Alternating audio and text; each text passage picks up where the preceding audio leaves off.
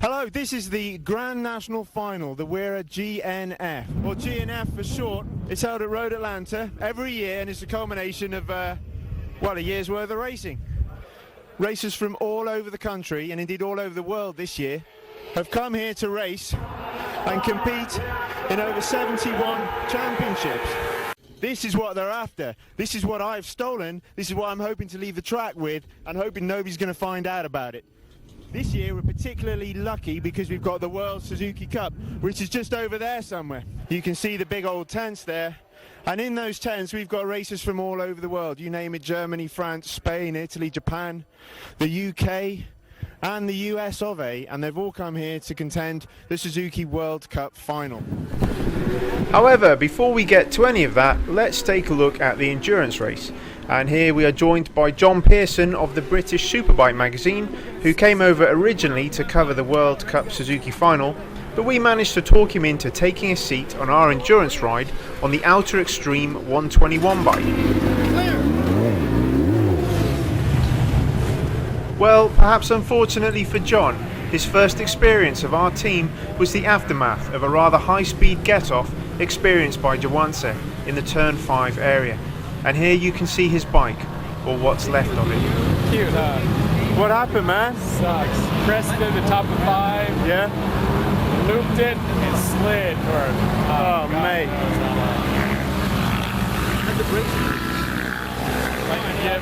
Yeah, you need to water that, otherwise it's going to die.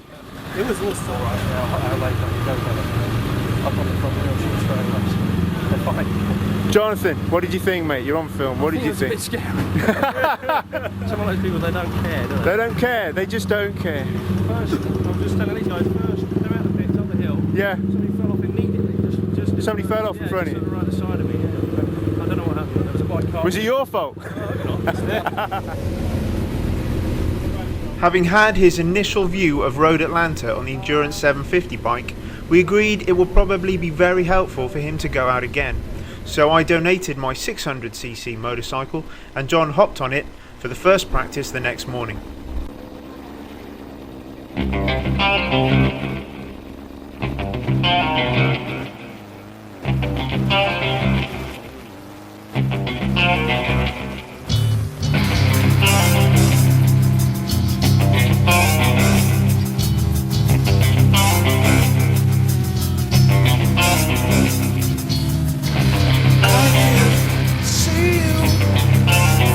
Outstanding. You want to give yourself to me.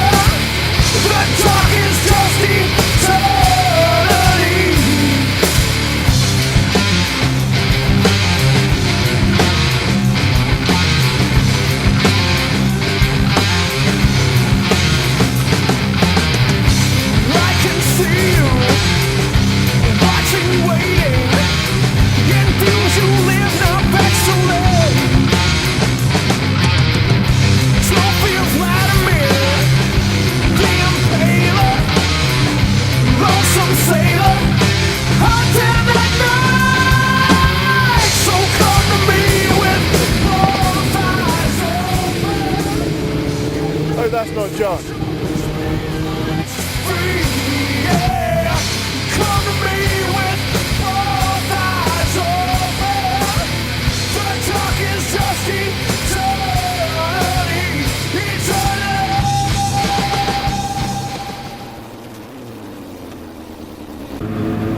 Good.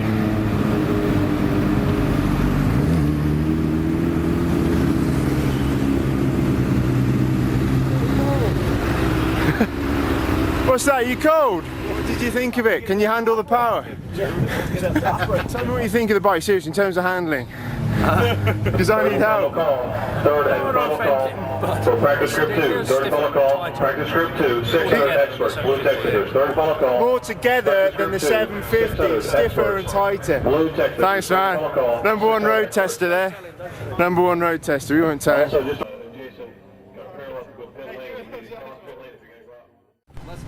Well, we should have known it was all going far too well. Friday morning endurance practice and the bike stopped working. Chris, can you tell me what happened? It died. It died. Ghetto Customs. Ghetto Customs died. Ghetto Fabulous died. Going down the back straightaway at We about. believe this is the problem here. Timing chain is broken. So the plan is to take this engine out and to take the engine out of this almost pristine bike. Pull this thing off before I'm trying to think how you took it off. Pull what up? Pull straight up. That's those two. This is. This Gonna two swap don't worry engines about with those. about Just an rock it. hour and a half before the race. Loosen it. Right, I'm going to put this camera down and start working. Of course, the team were not about to let me work on the bike, so I set to work immediately making a cup of coffee for everybody else, and here we can see them actually raising the replacement engine into the frame of the original endurance bike. Pull back. Keep rocking there. Up, keep. Guys, the coffee's ready. Okay, hold on. Where do you want me to put it? Okay, alright. Hang on. Guys, coffee. Okay. You gonna push it? I need a, I'm trying to. Yeah, something. Hammer. Seriously guys, this shit's gonna get cold. No, I'm just trying to. Falling off the stand. Just give me a hammer. I need to. All in one session, so it's going to be very interesting. You got any red stuff? Yeah, my top off the bottom. I hope you guys plan to clean up this area. Bottom off the bottom. That's a milky on it too. With time ticking away, it became increasingly obvious that we were not going to be able to test ride the new bike. The reincarnated Ghetto Fabulous 2 was going to have to race directly from the pits for 4 straight hours without failure. As I watched feet trip over fuel tanks, vital components being kicked under trailers, I wondered just what was I thinking when I volunteered to ride the first stint. Keith, how's it looking? Perfect. Is it really? So we changed the whole engine. We're just getting the wiring harness put together. First call for the restart going out now is the cleanup progresses in turn 3. Wow, that's incredible. Hot wired it. Let's see what the old one. We've got it all back together again now. We've taken the motor from this bike and put it in this one. There it is. Right, let's ask John. What do you think of this now? Are you feeling confident about this bike? Same as I did earlier on. Yeah. There's a lot of very skilled men that work. Yeah, it's just that they're on other teams. The team got Ghetto Fabulous 2 onto the racetrack just in time to make the warm-up lap, which unfortunately revealed that the clutch was slipping. While this was being adjusted, we had to start from the pit lane on cold tyres, but I put in my 45 minutes without any other problems. And here we see the restart after the first red flag, with Chris at the controls. There's our boy over there. Not too bad. I must have got in front of all these fellas.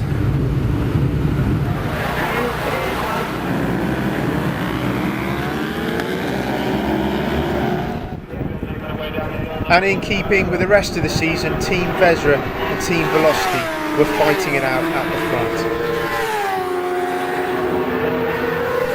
All too soon, it was time for John to get on the bike to take it out for his session, and after insisting on a highly polished gas tank, he took to the track.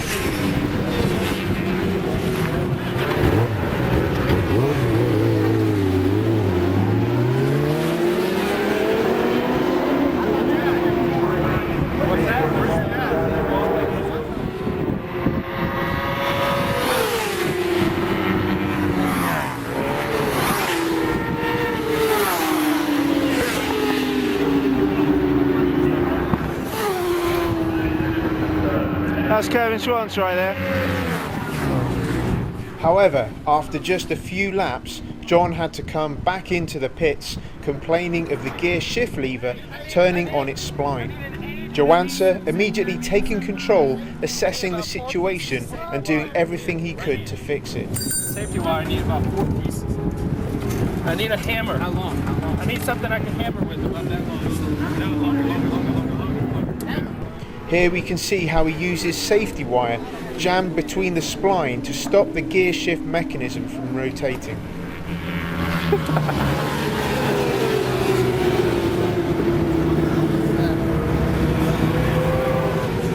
Next time we're going to switch this out for the one off my bike. Okay, you ready? Go. Go. John, more usually accustomed to riding state-of-the-art performance motorcycles, sportingly decided to say nothing and took the bike out again.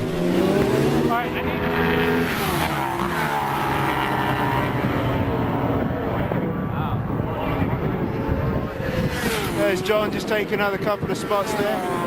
However, Johansa's expert repairs were not to last long, and John was soon back in the pits for more. What's that? Okay, no, you'll be alright.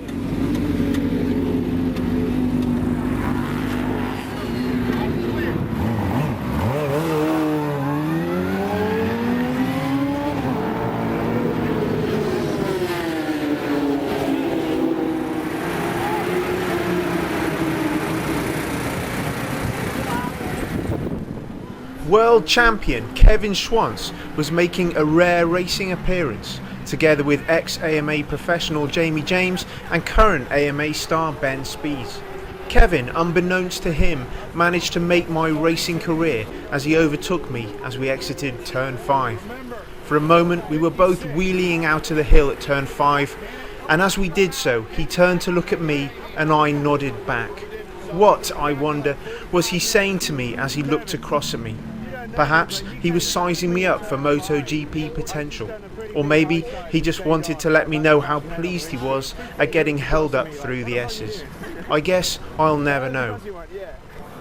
Anyway, thanks a lot, mate. You made my... Yeah, let me shake your hand as well. Thank you very much.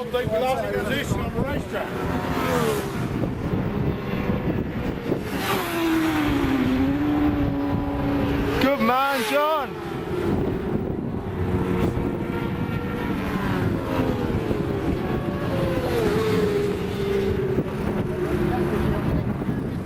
How's the back tire? Yeah, just okay. Just once I got used to it, it's predictable. Is it sliding around a good bit? Yeah. What about the front? Front's fine, never had a Front's fine. Hey, aren't you a teammate of mine? Oh, I am now, yeah. Well done. Who are you, by the way, and where are you from? I'm Jonathan Pearson from Superbike magazine in the UK. Check that out, Superbike magazine, with dirty women in them and centerfolds and whatnot. So how's the bike out there? Yeah, good. A few problems at the beginning, obviously, you probably saw that. Yeah, that's sorry about that. The gear change was a bit of a problem, so 4 or 5 laps of riding around in about 4th gear, basically. And then once I went back out, it took me a while to get settled and kind of into a momentum, and then I thought, well, I hope to go a bit quicker than I did, I think, really, but... Well, you were doing some pretty fast times. 37s is not too shabby at all, especially on a bike like that just a few hours ago wasn't looking like a bike. What do you think of the track then, in general? Compare it to ones back in England. Yeah, some of the corners are familiar, and the way that the elevation changes are familiar. That there's Alton Park and Cadwell Park and places like that I'm used to riding around there, and the way this track moves and goes is similar. But the straight's long. There's not many straights that long in the UK. When you Yeah, it's pretty exciting going over that turn 9. right, yeah. One time along there, I got too near the edge of the track and the wind blew me across. On the inside or the outside? On the inside, so I came very close to being on the grass. Yeah. Well, we're all glad you didn't put it on the grass for us there, John. That would have been a real shame. Well, thank you very much for being part of our endurance team. We hope you enjoyed it. I did. Thank you. Thanks everyone for all the sort of effort that they put into building the bike and let me have a go. Really, I appreciate it. No problem. Thumbs up. Thumbs up. So, when all is said and done, one has to wonder what our new friend John really thought of his experience racing budget endurance in the USA. For having clapped eyes on Ghetto Fabulous 2, he could hardly be blamed for wanting to run the other way. But he didn't. He took his stint in the seat, despite twice having to come in for technical problems. Perhaps it was the team's never say die approach to engine swapping, or perhaps it was their teamwork under pressure that impressed him. Perhaps it was the coffee that Brenda carried half a mile to the pit lane, or perhaps it was no more than Chris's endless tales of cow tipping back on the farm in Mississippi. In any case, John, you are welcome back here to race any time. And next time, we plan to beat Kevin Schwantz.